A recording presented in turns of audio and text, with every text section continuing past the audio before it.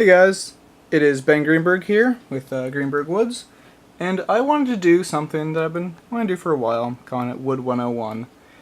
And I'm just going to talk about some of the terms and some of the, just the facts about wood so that you guys can understand what you're buying and how to get the best use out of it. So today, what I'm going to talk about is something really quite near and dear to all of our hearts, knife makers, tool makers, and that's figure, okay? So there's a lot of wood, it's not all figured. So I'm going to go through, I have a variety of figured woods out here, and I'm going to talk about some figures, what they mean, what different terms mean. So for a starter, I'm going to pull a piece out. This is some mango. Just put a little bit of finish on there so you can see it.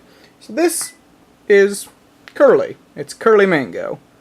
That curl that you see here is pretty typical of mango.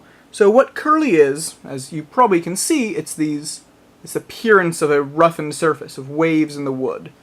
So what that is a result of the fact that wood is what's known as anisotropic. That means that its properties are different depending on the direction. So wood has basically two surfaces. You can think of wood as bundles of straws, and so if you have a cube of straws all going in the same direction, you have the two top surfaces, that's the end grain, and then four faces that are essentially identical. Those are the face grains, and those have different properties. In this case, we're taking advantage of its refractive index, its ability to reflect or absorb light. So if you look on the edge, I'm looking for a proper piece to show it. This one ought to do well. If you look at the edge of a piece of curly wood, there we go, you'll see, if this will focus, that the grain has some wiggles to it. So this curl is appearing on the quarter sawn face. That basically means that the growth rings here intersect the face at roughly a 90-degree angle. That's quarter sawn. Okay? So what this means is that the tree's rings grew in such a way as to have kind of a squiggle, and we've cut through those. So if you were to look at the surface of the grain is going in and out and in and out and in and out. And so on the surface here at this flat plane, sometimes the grain is straight, parallel to the face, and sometimes it's going up or going in, and that means that those different parts, sometimes you're seeing end grain, sometimes you're seeing face grain, and that gives us this appearance of 3D texture, that different reflections of light as though the grain itself was surfaced. So that's what causes the most common figure, curly figure. So I'm going to talk about another term you may probably have heard me use, which is fiddleback. So fiddleback just really refers to this is actually some curly fiddleback dragonwood, one of these cool pieces.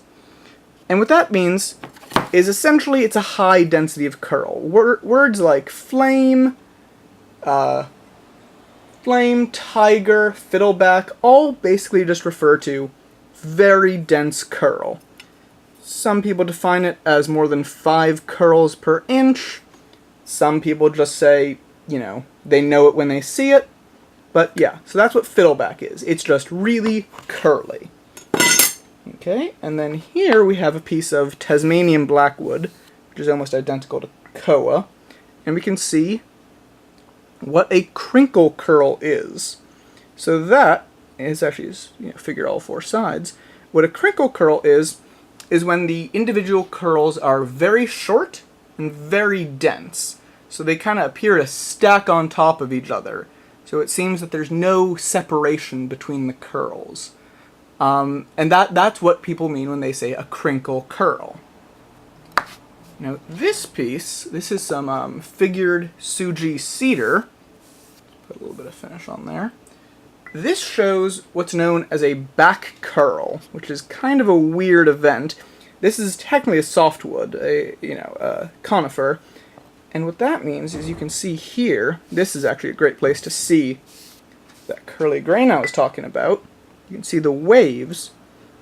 In back curl, you can see there's a little bit of a U, almost a little bit of a hook. And sometimes when, so the grain kind of goes in, out, like that.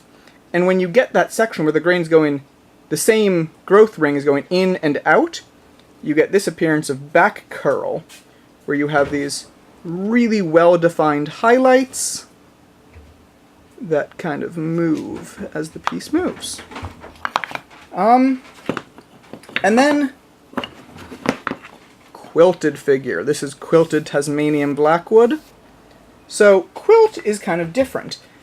It's unique amongst what I've shown so far in that it appears on flat-sawn faces, which, if I show you the end grain real quick, means that the growth rings are parallel to the surface.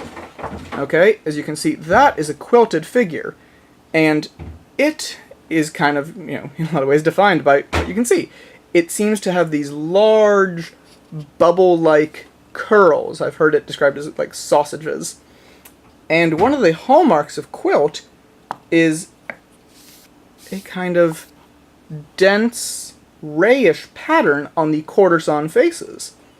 So that is quilted figure. That's what it means. Generally they're longer figures. They tend to go across the whole length of the wood, and they're quite pretty.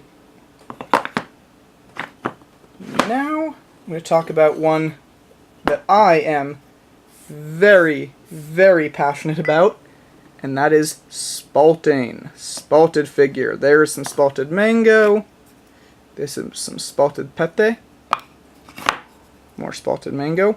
So there's a lot. This is some spalted maple burl. So what is spalting? Spalting is the term to cover a lot of different fungal infections of wood. So the most common one that you'll see is this, which is called black line spalt. As you can see, there's black lines. What that is there was two different fungal colonies in this wood. Say one here, and when they met, they tried to kill each other, and they released a bunch of toxins along their boundary, and that's what black line spalt is. There are all sorts of colors of spalts. There's green, blue, red, stain. There's 1,000 different kinds of spalt. And it really gives another level of character. And then that's just a little bit of Embonia burl. So what is a burl? A burl, that will be its own segment later, but long story short, you can cut burls in two different ways. To show their eyes, which is probably the most common, as you can see in something like this red Malay burl. That is a burl that has been cut to show its eyes. And this is actually from that same tree, cut to show its rays. And what that is basically, if I turn this on its edge, you can see the eyes. And if I turn this on its edge, you can see the rays. So basically the way these burls grow is, well, like I said, should be another series, but there are lines of grain going like that, and in the same way, intersecting them that way, you get to see the eyes. And lastly, I don't actually have a good example. This is a substitute for what you might call a pommel figure. This is some Tasmanian blackwood again. So pommel figure is kind of hard to define. This is probably more of a burly figure, but it kind of refers to this sort of dense, chaotic network of bubbles and curls where the grain is really just going wild. I'll probably wait till I have another better sample to talk more in depth about that. But yeah, that was the basics of wood figure. Let me know what you guys want to see next, and I'm happy to talk about it. Thanks a bunch.